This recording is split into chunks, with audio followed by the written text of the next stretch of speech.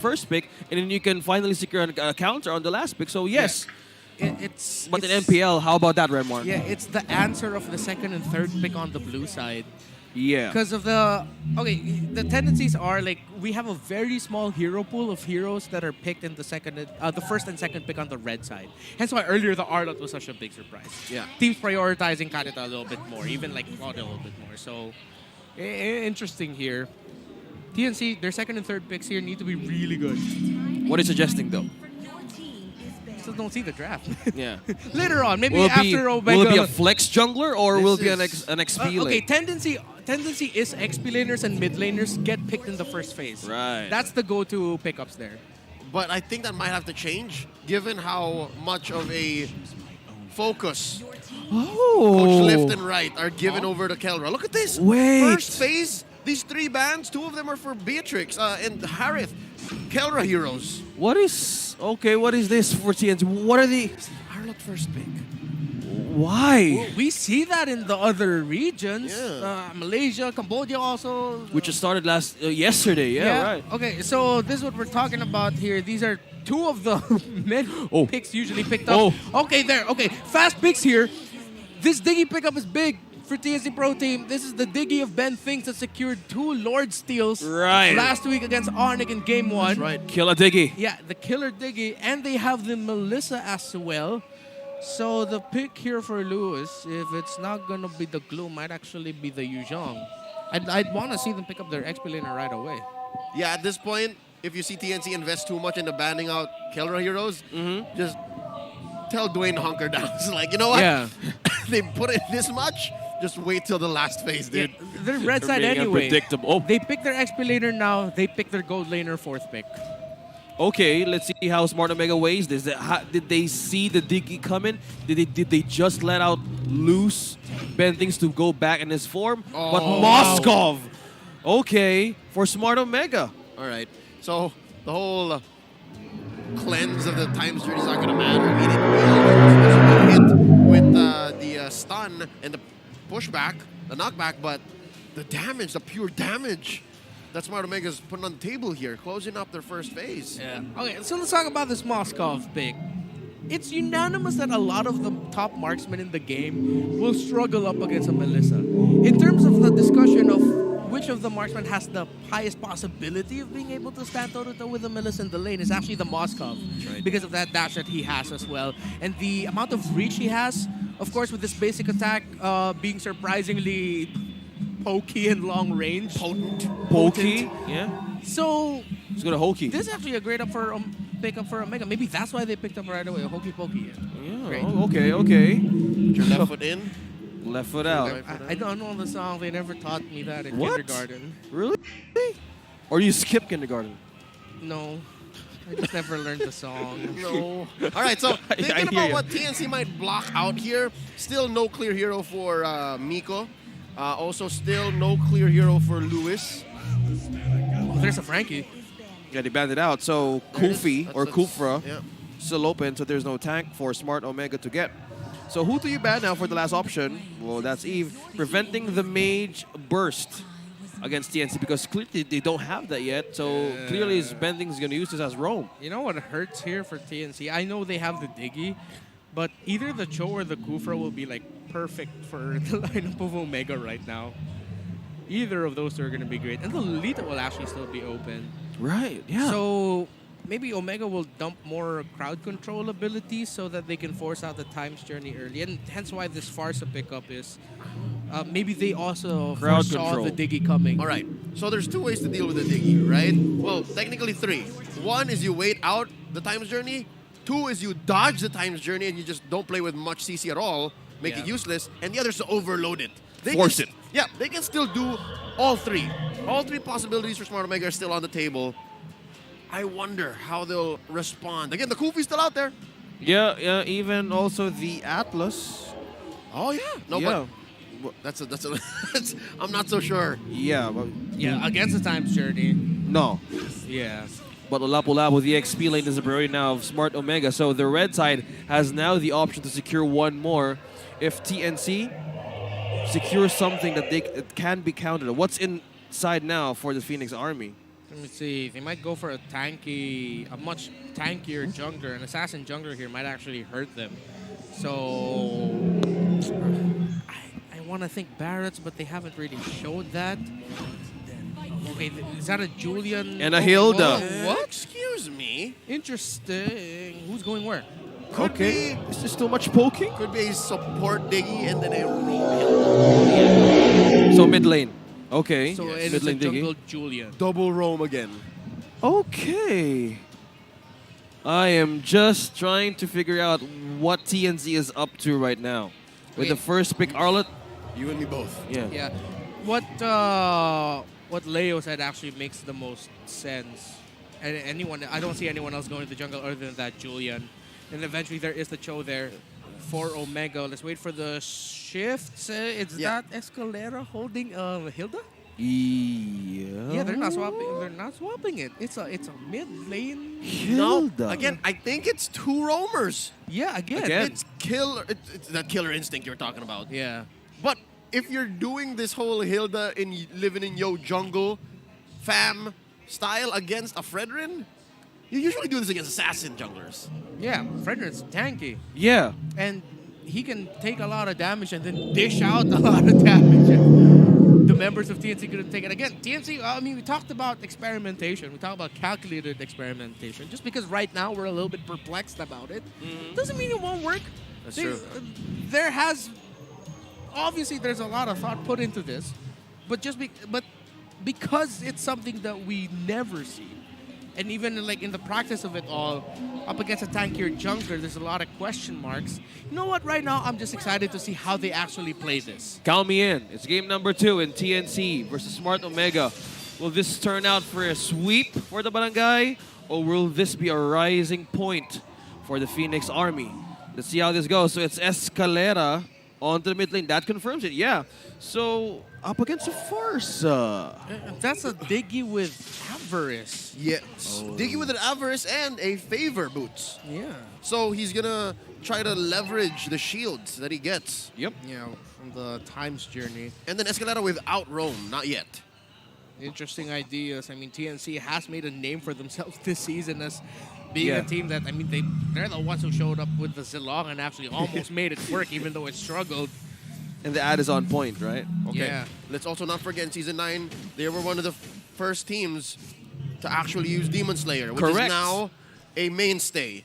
Yeah, which eventually evolved into the tanks a lot that Omega loves playing. Yeah, so we're just seeing how the legacy continues on how they started this Demon Slayer. So Smart Omega, on the other hand, they have bigger ways of controlling the map. With the Fredrin and the Farsa and the Cho, they could easily slow down the TNC on their journey onto the mid game, right?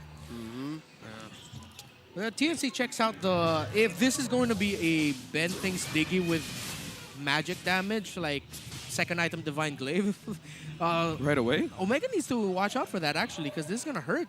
Their only source of magic damage is the Farsa, but that is offset by the fact that their physical damage really hurts. Of course, the Appraiser's Wrath coming in from the Fredrin, and of course we know how much a Moskov can dish out. Uh-oh. Surprisingly, TNC has the tools to snowball with this if Omega aren't careful. It's a unique lineup, but they can surprise Omega. Yep. Let's see how it translates. Okay, so no contest at all for TNC. Okay, Turtle here Kickoff's right there. in retribution range. I could have sworn they were going to make the most of that 3 or 4 man rotation up top, but they let it go. Did they not get the vision on there onto Ryzen? There's. Oh! Oh my gosh. This is not good. Innocent! Taken down quickly, max range. Feathered airstrike. A turtle with a kill down bottom in the gold lane. That's Kelra.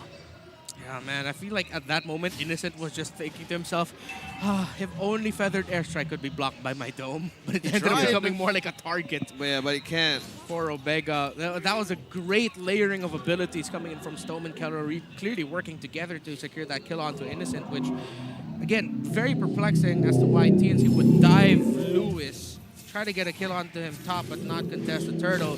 TNC needs to contest the second turtle here. If they give up the Gambit and decide to dive another lane instead of contesting the turtle, Omega might run away with it. Oh, that's 2 men. Cram and King Kong spots out. Bravest Fighter already spent. Goes ahead, flickers underneath. Storm looking for the clapback. Ryzen as well in position. It's just Cram and King Kong here. 3 members of TNC are down bottom. They let go. Good read there by King Kong to not walk into that shrub, by the way. Yeah, they're letting go so much. And as I look for the story on TNC would want to play this game, okay, it just boggles my mind what they're up to. All right, fellas, an unorthodox lineup has unorthodox rotations.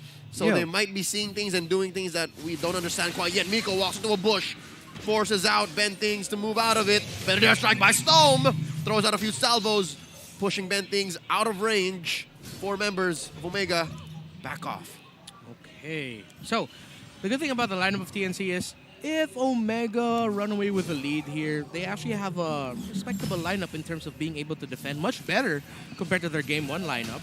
So they can hold on. And we've seen games before where Diggy, just the existence of a Diggy alone was enough to turn games around. We saw that Yeah. in Bren versus NXPE earlier this season.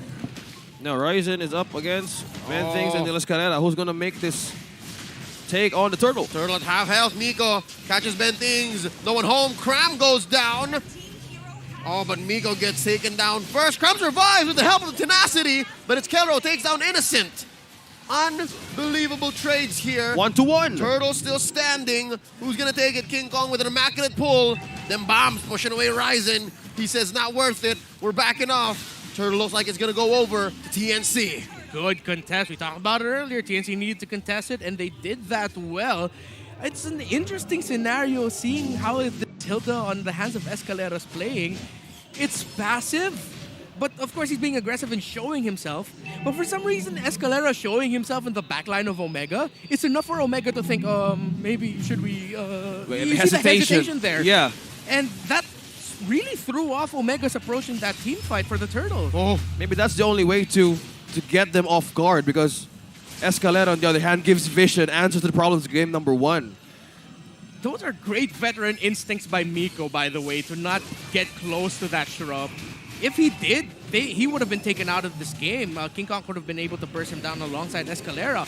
But Whoa. now that he's still alive, that opened up a tower break for Omega up top. And TNC can't counter it down bottom because Lewis got to clear the minion wave with Bravest Fighter. Veterans, Mamba also passing knowledge on to Mika. How's the items now for Smart Omega? Okay, that's a big lead for this Moskov 800 compared to this Melissa. But both of them mirrored priorities, both building the leg plates, both have the corrosion side. Innocent needs to be a little bit more careful here, so there's a good call by TNC to counter it and get a tower break down bottom if they can. Let's see if they can actually get it, but no, Lewis holding on for dear life. Here comes the cavalry. Their strike by Storm Ryzen. Waiting in the wings. Who's he gonna take? And another successful defense again by Lewis with a BF. They're just holding it through. There's not even trades on cross map that TNC wants to commit. It's playing safe. Oh! Good, but look at that. Something's trouble. Suddenly, he cut to action down bottom though. Lewis catches Innocent in the back line. Go away! Not working out. He was inside the dome. Whoa. But Cram punishes the deep rookie. And Kelra finishes the job. Innocent falls. Now here comes Ryzen trying to take Cram down. Oh, still a few more salvos. Down goes Cram. Ryzen is the one to get the final blow. Calra's done it again. Look at the global presence, the senses. The Filipino savage taking that kill. That wasn't an ultimate from downtown. That was an ultimate from the barangay, even further from downtown. And you saw there the interaction. Since Bravest Fighter makes you immune to control abilities, popped off in the dome of the Melissa, you're not going to get pushed back until the animation of the 3 strikes is done. But of course, Kelra, great use of the ultimate. Last takedown. turtle here. King Kong still takes it despite the help from Stone with the Federer strike. Both teams let go. Traded out though. Barangay gets a turn up top. Yeah, TNC, I think they were able to get that second turtle. They're going to have a lot of lane management to do. No towers broken just yet. Second tower up top broken. And Kelra already has a golden staff onto him on the way to his third. Big lead for the gold laner of Omega. Now, with the damage that they have, clearly they can protect Keller at most of the times. He has a knockback, and this is the problem. If you have a faster way of scaling up a Moskov, plus partner with Soam's feathered airstrike, How can he even penetrate the defense zone of Smart Omega? Yeah, it's going to be tough. That's why Ben thinks actually had to first build the Athena shield. He knows that him getting poked out by the Farsa is one of the things Omega would want to do to trigger the Time's Journey prematurely. Earlier, we saw favor on Ben things, right? Now it's actually encouraged. So he changed it midway. He did. It was green to start, now it's red. Oh, look at Keller. It's just 9 minutes, and look at the push down bottom. Yeah. Uh-oh. He's in trouble. It's just a savage here. Oh, my goodness. He overextended.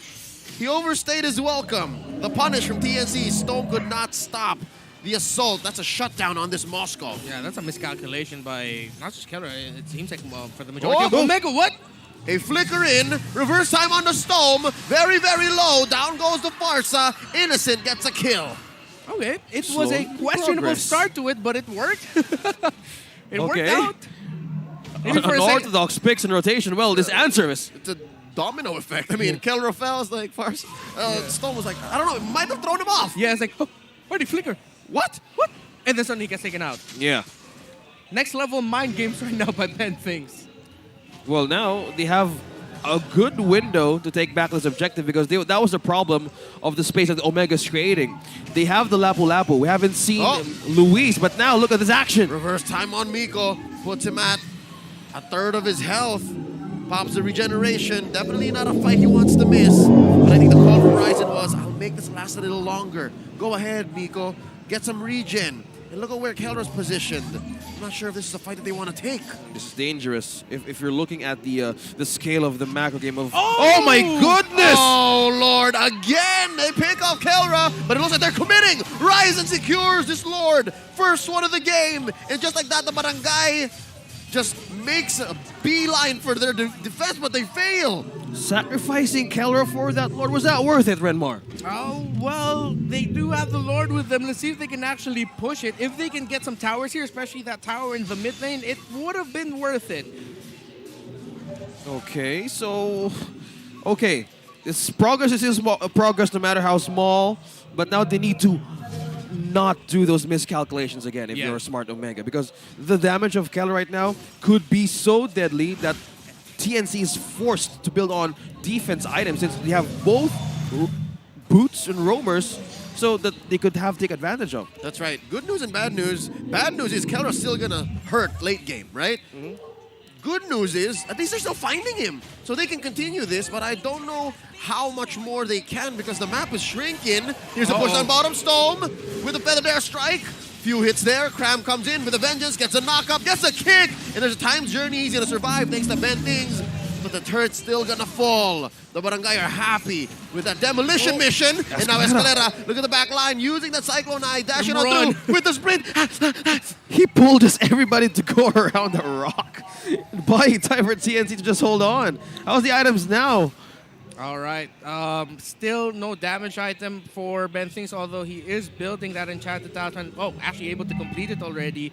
I'd want to see a Divine Glaive on there because look, Ben Things actually hasn't been taken out yet, which means the stacks are there for the time bombs, and once he has that Divine Glaive up, Omega's gonna feel it. Fellas, look at this Malefic Roar on Escalera and a full tank build Arlot on Cram. Talking about physical penetration onto this Hilda for the tanky heroes of Omega. One way to bear the defense, just be in the bush if you're a Hilda and just keep on getting vision for your team. Yeah, he's getting vision, but that Malefic Roar is also a sign of him as like, oh, I'm like the assassin of my team. But I'm not a well, Hilda can run fast. That's a beefy assassin. Yeah.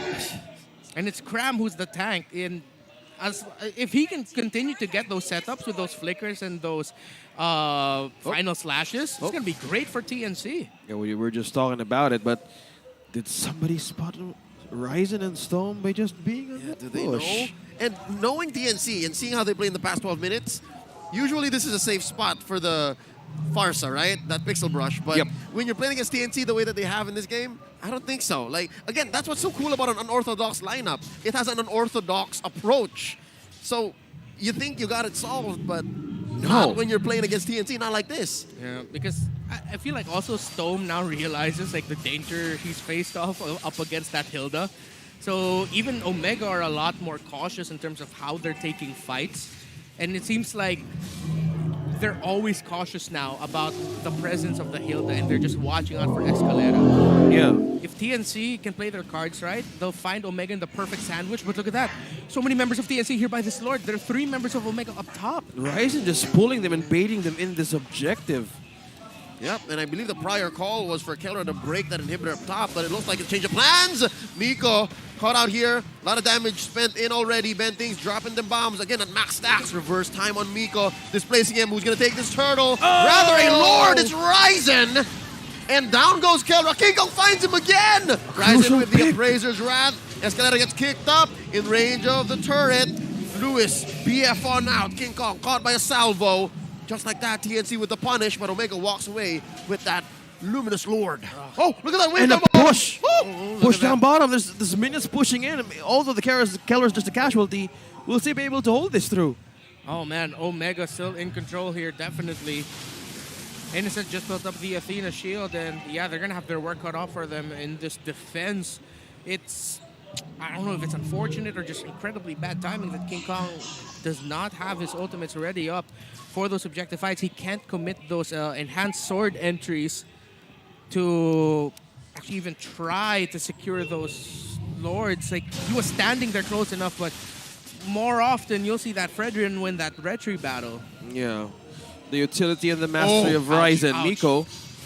Ryzen Something took here. a dozen auto alarm bombs there. Yeah. Already scratched him though. Yeah, because again, it's a hybrid Diggy. It's not like a full damage Diggy, Yo. as was previously shown against OMG PH. Now, waves up top, waves in mid. A Luminous Lord down bottom, taken care of by King Kong almost alone. Now Stone pops a Feather Dare Strike, successful push in mid. Now it's top lane, next up on the docket. King Kong throwing out them chains. Here comes Innocent with his own version of Muddles. Successful defense. The last turret still stands. Well, they want to hold the line, but the lead right now of Smart Omega, is this deadlier when we get to 18 minutes, or does TNC still have a window to go back? Well, again, they do have a Julian and a Melissa working for them. Omega would want to end this sooner rather than later. But even if it gets to the late game with how much control they have, as long as they avoid getting like swept or having no one to defend, they should still be fine for a long time. This game can go on for 20 minutes long and Omega will still be in control. Again, barring them getting wiped out.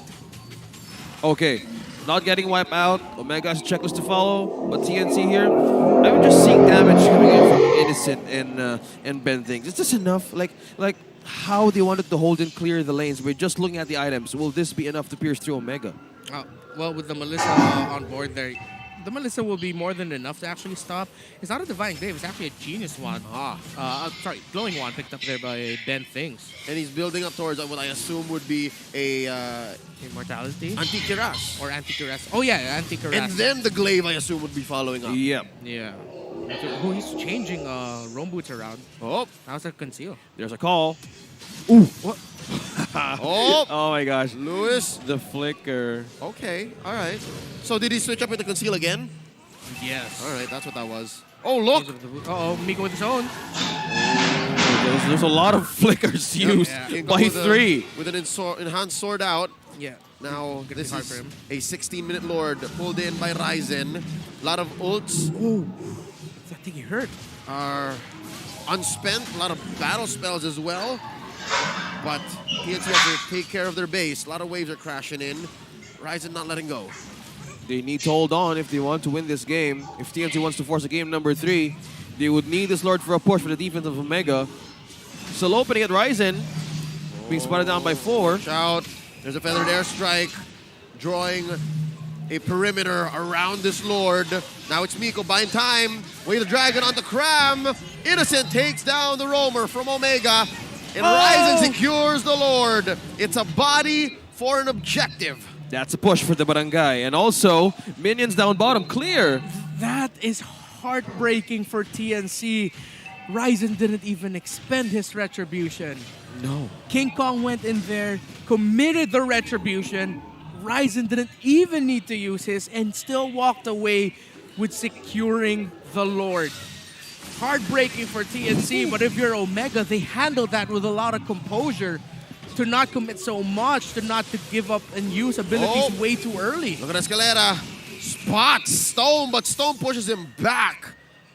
And just like that, failed attempt. I mean, you kind of saw the intent. Yeah. To push in the base. So TNC has the way of clearing the waves and also the Lord. The gold lead of, well, 1.6 still won't matter, right? At this point. So they're building up something for Innocent to work on. So King Kong has more an advantage for knockups compared to backlines. But will that be the answer? But I don't think. I want to take it back. Oh no! They find Benting's force on the time's journey. And Innocent, go ahead, dash it on forward. Go away! TNC says they're pushing on through. Benting's shut down here by Stone. The first death on this Diggy. And Innocent still throwing out those hammers. Miko goes down. King Kong has the kill. Cram dashing on through. Vengeance. Down goes Cram. Pop the immortality. Kelra gets taken out by Innocent. Stone with a better strike, but Kelra is not here to save him. Escalator popped him, but it's a trade between these two mid laners. Now King Kong takes down Lewis. It's just Ryzen. Oh, what's happening? Oh, Cram 1v1. There's a final slash. There's one more. They're walking. Chasing him. The dash out by Ryzen. He's out of vengeance range. Is he? Can he get close enough? He is. Diggy's just doing his thing. Yeah, Benting's gonna try to deny the recall. 5 seconds. 3 now on this Diggy. Oh, can Omega defend? Is this 5 seconds? Looks like that. Oh, it is a silver lining for the Phoenix Army right now. I'm stumped. Are they gonna try to end it? Can they? There is a time journey. Forced it out. Ryzen's still alive. Miko, they're waiting for Kelra. It's just a second more. No minions. What? No minions. It's not over. It's not over. We thought it was, but the sacrifice that Miko and Ryzen did to clear the minion waves meant that TNC couldn't end it there. This game has taken a massive turn. A U-turn for the jeepney of the Biyaheng Tagumpay. They had to take it. There's no other way that they want to bounce back. Is that a window for TNC to just keep on doing? As you said, we're on 20 minutes, and Omega is still holding through. What's Kelra doing? Oh, he's going to try to go for that split push end, maybe. Is he? No, TNC now finally get their first Lord of the game. Unless he's going to get Spear of Destiny here. Will he steal it? No. Ooh! About a second and a half too late. That was close. That was close. A little bit of a preview there of what could have been in an alternate universe. But in this universe, it's TNC in the lead. We were talking about it. Barring any wipeouts or big miscalculations, Omega will be in control. They lost 4 in the siege. TNC Pro Team with their Diggy, the tendency for lineups with Diggy to be able to hold on, to be able to find a way to turn things around is what's happening right now for TNC. In a game where they were losing for majority of it, now it's Omega with their backs against the wall. Look at Innocent. Look at the shredding power of this marksman. Just a deadly sound that you hear right into your headphones. Yeah, they want to end this quickly because Innocent and Escalera both got potions for them. Extra damage, extra sustainability. TNC have their eyes set and force in game number 3. Oh, here we go. Miko caught out, pulls the Lord. I don't know you could do that. What? All right. I mean, it works. Feather Airstrike spent already by Stone. Protects bottom lane inhibitor. BF on out. Lewis spends it to save himself. Auto alarm bombs coming in. No minion waves. Omega makes quick work of this evolved Lord. Now here's a wave. Oh, the waves. There's a push. There's so many. Ooh, boy. Can they? They're looking for an opening. TNC is looking for an opening. Try Yeah, to end it. minions! Oh! Cram gets a CC, reverse time on the Stone, pops the immortality, he's still alive. Oh! Down he goes, Innocent throwing out those hammers, those nails, and there's 2 members of the barangay down. Kelra, Lewis, and Miko left. Immortality pop on the Kelra, and there's a kick. It's too late. Kelra! Cram Oh, goes no! down. Innocent Oh, goes my down. God! It's just Ben Things. Lewis and Kelra are still alive, and it's just Ben Things. Maniac! Kelra gets the Maniac. Oh, short of the Savage, but we all know who he is. They just have to clean up the base, and just like that, the guy are still breathing. There are a lot of things that we can't explain in life. Ghosts, miracles. But TNC just saw a miracle, a ghost, something unexplainable. They saw Kelra They saw a maniac, and they saw a potential end to their hopes of forcing it game number 3 as Kelra and Lewis are marching down mid. That's a wipeout! Barangay is knocking through. They're doing it, defying the limits and showing that the odds are in their favor. Barangay.